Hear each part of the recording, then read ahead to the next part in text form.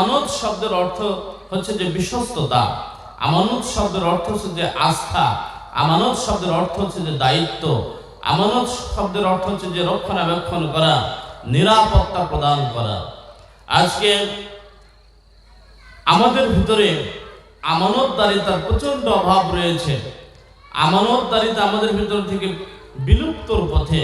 গোটা সমাজ, গোটা দেশ খুঁজলে আমরা বিশ্বস্ত মানুষের দেখা খুব কম পাই। আর যখন বিশ্বস্ত মানুষের দেখা আমরা পাবো না, এর পরিমাণ বহুলাংশে কমে যাবে, তখন কিন্তু পৃথিবী ধ্বংসের একেবারে মুখোমুখি পর্যায়ে চলে আসবে। আমানত শব্দের অর্থ হচ্ছে যে আস্থা, বিশ্বাস, অনেকগুলো অর্থ হয়। আমরা আমানত এর অর্থ একটা সাধারণভাবে বুঝি যে আমানত বলতে আমরা খুবই সাধারণভাবে বুঝি যে কোনো মানুষ যদি কোনো মানুষের কাছে নিজের গচ্ছিত সম্পদ, যে সম্পদগুলো সে নিজের কাছে রাখবে, কিন্তু এই সম্পদগুলো নিজের কাছে রাখার কোনো উপায় নাই, এই জন্য একজন বিশ্বাসী, বিশ্বাসভাজন, আস্থাশীল মানুষের কাছে আমার নিজের গচ্ছিত অর্থ সম্পদ এগুলো জমা রাখি এবং এটা বিশ্বাস রাখি যে একটা নির্দিষ্ট সময়ের পরে যথা সময়ে সে এগুলো আমাকে ফেরত দেবে। এটাকে আমরা আমানত বলি। আমানতের এটা একটা অর্থ, কিন্তু শুধু এই একটা বিষয়ের ভিতরেই আমানত বিষয়টা কিন্তু সীমাবদ্ধ নয়। আল্লাহ রাব্বুল আলামিন আমাদের যে সুন্দর জীবন দান করেছেন, এই জীবনটাও একটা আল্লাহর পক্ষ থেকে আমানত। আল্লাহ রাব্বুল আলামিন দিন রাতে 5 ওয়াক্ত সালাত ফরজ করেছেন, রমজান মাসে সিয়াম ফরজ করেছেন। অর্থ করি সম্পদ বেশি থাকলে রমজান মাসে বা যে কোনো সময়ে আপনি ফরজ যাকাত আদায় করবেন, নিসাব পরিমাণ সম্পদ হলে যাকাত আদায় করবেন, সামর্থ্যবান হলে হজ আদায় করবেন, আর দান সাদাকা করবেন, আর নফল বিভিন্ন ইবাদত সেগুলো করবেন। আল্লাহ রাব্বুল আলামিনের পক্ষ থেকে এই 5 ওয়াক্ত সালাত, রমজানের সিয়াম, হজ, যাকাত এগুলো একটা নিয়ামত, এগুলো একটা হচ্ছে যে আমানত। এই আমানত আমাদেরকে আদায় করতে হবে। যদি আমরা আল্লাহর এই আমানত যদি আদায় না করি, তাহলে পরে আমরা পরকালে কি হব? প্রচন্ড আকারে ক্ষতিগ্রস্ত হব। কারণ আমানত শব্দের অর্থ হচ্ছে একটা দায়িত্ব। এই দিনে রাতে 5 ওয়াক্ত সালাত আদায় করা এবং এই যে কোরআন মাজিদ তেলাওয়াত করা, সুন্নাহ মোতাবেক জীবন পরিচালনা করা, এটা একটা আমানত।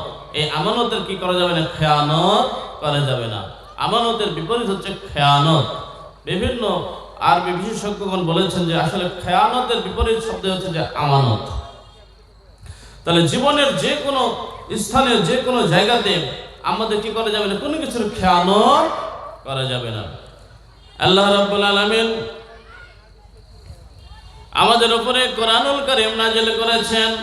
বিশ্ব নবী জনাব মুহাম্মদ রাসূলুল্লাহ সাল্লাল্লাহু আলাইহি ওয়াসাল্লামের উপরে কোরআন মাজিদ নাযিল করেছেন। আল্লাহ রাব্বুল আলামিন সেই কোরআনুল কারীমের মধ্যে বিশ্ব নবী জনাব মুহাম্মদ রাসূলুল্লাহ সকলে বলি সাল্লাল্লাহু আলাইহি ওয়াসাল্লাম, আল্লাহ নবী রাহমাতুল লিল আলামিন বিশ্ব নবী জনাব মুহাম্মদ রাসূলুল্লাহ সকলে বলি সাল্লাল্লাহু আলাইহি ওয়াসাল্লাম, সেই রাসূলকে আল্লাহ রাব্বুল আলামিন ডেকে বলেছে, ইন্না আনজারনাকুম আশীরাতাকাল আকরাবিন। হে নবী, আপনি আপনার নিকট আত্মীয় বর্গকে আমার আযাব সম্পর্কে ভীতি প্রদর্শন করেন। আল্লাহ রাব্বুল আলামিন যখন এই আয়াতখানা বিশ্ব নবীর উপরে নাযিল করেছেন, বিশ্ব নবীজি মুহাম্মদ রাসূলুল্লাহ সকলে বলি সাল্লাল্লাহু আলাইহি ওয়াসাল্লাম তখন তার বংশের সকল মানুষদেরকে, কুরাইশের নেতৃবর্গকে আল্লাহর আযাবের ভয় প্রদর্শন করার জন্য তিনি কি করলেন? সেই সময় আরবের ভিতরে একটা প্রথা ছিল, যদি কোনো মানুষ সকালবেলায় উঠে, সকালবেলায় যদি ঘুম থেকে উঠে প্রত্যুষে অতি ভোরে অতি সকালে যদি কোনো পাহাড়ের উপরে ওঠে, পাহাড়ের উপরে ওঠার পরে যদি ইয়া সাবা বলে চিৎকার করে, তাহলে সেই এলাকার মানুষগুলো তারা ভাবে তাদের কওমের কেউ কোনো বিপদে পড়েছে, তাকে হেফাজত করতে হবে, তাকে রক্ষণাবেক্ষণ করতে হবে, তার নিরাপত্তা প্রদান করতে হবে। বিশ্ব নবী জনাবে মুহাম্মদ রাসূলুল্লাহ সাল্লাল্লাহু আলাইহি ওয়াসাল্লাম পাহাড়ের উপরে উঠে ইয়া সাবা বলে চিৎকার যখন শুরু করলো, কুরাইশের সকল নেতৃবর্গ, কুরাইশের মানুষগুলো, নর নারীগুলো সেখানে উপস্থিত হয়ে গেল। যখনই সবাই উপস্থিত হলো, সমবেত হলো সবাই যখন, তখন প্রিয় নবীজি তাদের দিকে লক্ষ্য করে বললেন, আমি যদি বলি এই পাহাড়ের পিছনে একটা বিশাল সৈন্যবাহিনী রয়েছে, এই সৈন্যবাহিনী যে কোনো সময় তোমার প্রতি আঘাত করতে পারে, তোমাদের প্রতি আক্রমণ করতে পারে, তোমরা কি আমার এই কথা বিশ্বাস করবে? বিশ্বনবী জনাবে মুহাম্মদ রাসূলুল্লাহ ছোটকাল থেকে এত সত্যবাদী ছিলেন, যার মুখ থেকে একখানা ভুলেও মিথ্যা কথা বের হয় নাই, সত্যবাদী ছিলেন। এই জন্য কুরাইশের লোকেরা তাকে আল আমিন উপাধি দিয়েছিল। আল আমিন অর্থ হচ্ছে বিশ্বাসী, সত্যবাদী। তারা বলল, যদি আপনি মুহাম্মদ এই কথা বলে থাকেন যে পাহাড়ের পিছনে একটা বিশাল সৈন্যবাহিনী রয়েছে, যে কোনো সময় সকাল সন্ধ্যায় যে কোনো সময় আমাদের প্রতি আক্রমণ করতে পারে, আমরা এটা বিশ্বাস করি। বিশ্বনবী বলেন, তাহলে যদি বিশ্বাস করে থাকো, আমি সেই মুহাম্মদই বলছি, তোমরা আল্লাহর প্রতি বিশ্বাস করো, আল্লাহর আযাবের প্রতি ভয় করো। এই কথা বলার সঙ্গে সঙ্গে তারা ক্ষিপ্ত হয়ে গেল। এতটাই ক্ষিপ্ত হলো, তার মধ্যে ছিল আবু লাহাব। এই হচ্ছে যে দুর্ধর্ষ ব্যক্তি। এই আবু লাহাব এতটাই উদ্ধত আচরণ করলো যে সে নবীজি সাল্লাল্লাহু আলাইহি ওয়াসাল্লামের উপরে পাথর তুলে মারার জন্য উদ্ধত হলো। আল্লাহ রাব্বুল আলামিন বলেছেন, বিসমিল্লাহির রহমানির রহিম, তাব্বাত ইয়াদা আবি লাহাবিন ওয়া তাব। আবু লাহাব এবং তার হস্ত দুই ধ্বংস হয়ে যাক, যে হাত দিয়ে তুমি নবীজির উপরে আঘাত করার জন্য কি করেছো, তুমি হস্ত উত্তোলন করেছো। তাফসীরের মধ্যে পাওয়া যায় আবু লাহাব এই জন্য বেশি ক্ষিপ্ত হয়েছিল নবীজির প্রতি, কারণ আবু জাহেল সে ছিল ব্যবসায়ী মানুষ।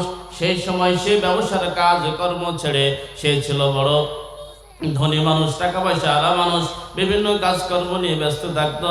এই সকল কাজকর্ম ফেলে যখন সে নবীজির নিকটে আসলো, আর নবীজি তাকে কি করলেন, ইসলামের বাণীর দাওয়াত দিলেন, এটা তার মোটেও পছন্দ হলো না।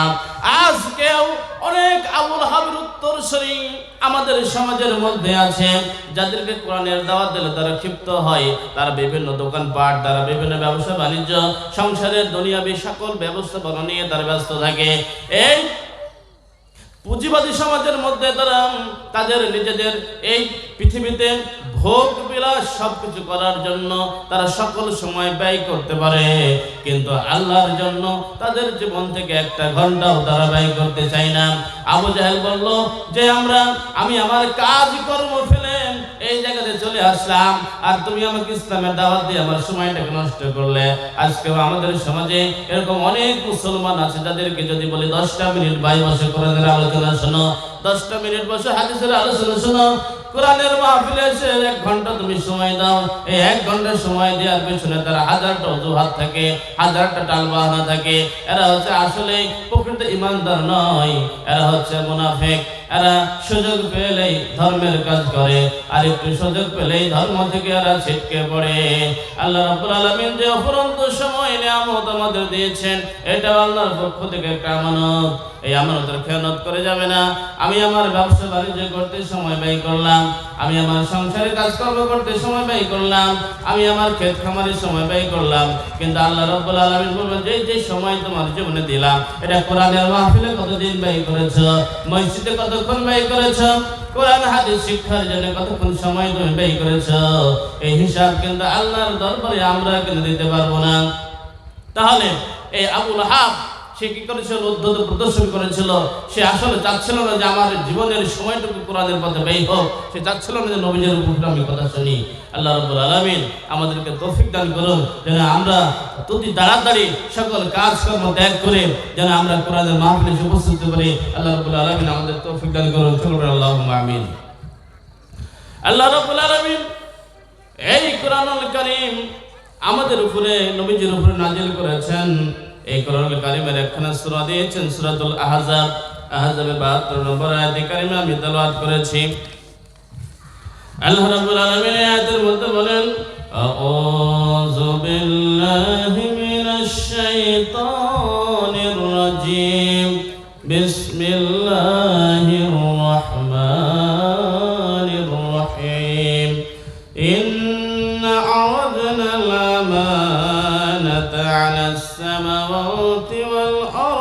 والجبال فأبين أن يحملنها وأشفقنا منها وحملها الإنسان إنه كان ظلوما جهولا আল্লাহ রাব্বুল আলামিন এই আমানতকে আল্লাহ রাব্বুল আলামিন আসমানের উপরে নাজিল করতে চেয়েছিলেন, পৃথিবীর উপরে নাজিল করতে চেয়েছিলেন, পর্বতমালার উপরে নাজিল করতে চেয়েছিলেন। আল্লাহ রাব্বুল আলামিন বলেন ইন্না আরজনাল আমানাতা আলাস সামাওয়াতি ওয়াল আরজি ওয়াল জিবাল, নিশ্চয়ই আমি আকাশ, পৃথিবী ও পর্বতমালার প্রতি এই আমানত অর্পণ করতে চেয়েছিলাম। ওরা ভয়ে বহন করতে অস্বীকার করলো, কিন্তু মানুষটা গ্রহণ করলো, মানুষটা বহন করলো।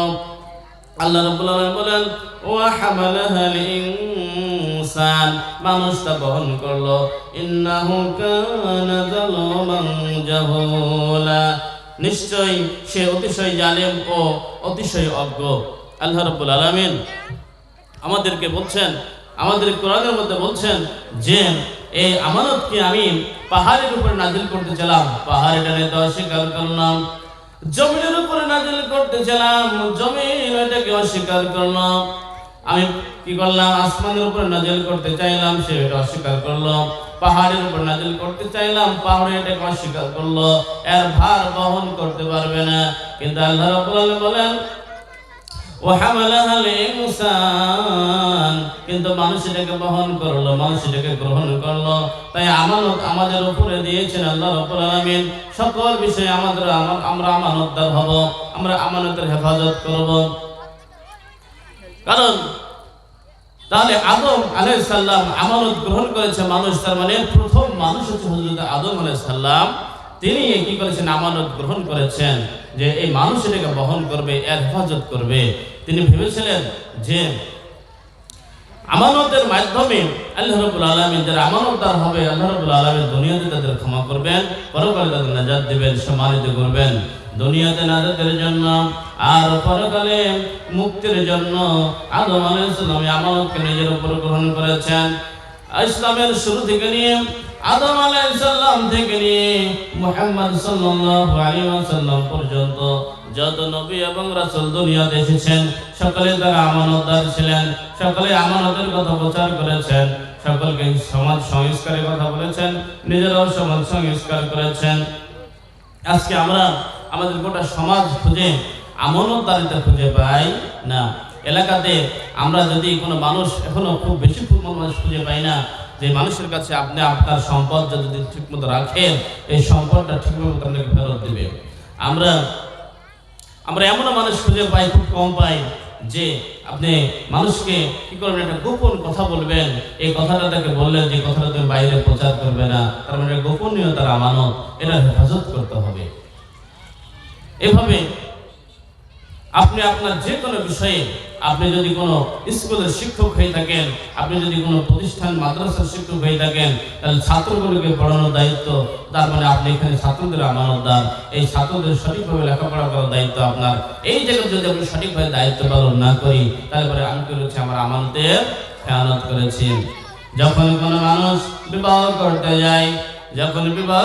যায়, নতুন শ্বশুর বাড়ি যায়, যখন বিবাহ করে, যখন একটা ছেলে একটা মেয়ের মধ্যে সামাজিকভাবে বিবাহ বন্ধনে আবদ্ধ হয়, যখন মেয়েটাকে মেয়ে পক্ষ যখন কোন পক্ষ যখন মেয়েটাকে বিদায় করে স্বামীর হাতে তুলে দেয়, তখন বলে আজ থেকে এই মেয়েটার সকল দায় দায়িত্ব বাবা তোমার উপরে। তার মানে এই মেয়েটার সকল দেখাশোনা করার, এই মেয়েটার উপরে যত খরচ পানি করার, এই মেয়েটার নিরাপত্তা প্রদান করার, হেফাজত করার, সকল কিছুর আমানতদার আপনি হয়ে গেলেন। তাহলে তার আমানতদারিতা আমাদেরকে সঠিকভাবে আদায় করতে হবে। এভাবে যখন আপনি কোনো ব্যবসা প্রতিষ্ঠানে কি করেছেন, কর্মরত আছেন, কোনো কারখানা খুলেছেন, ভোগ্য পণ্যের কি করেছেন, ব্যবসা শুরু করেছেন, মানুষকে খানা দানা তৈরি করে মানুষের মাঝে ব্যবসা করবেন।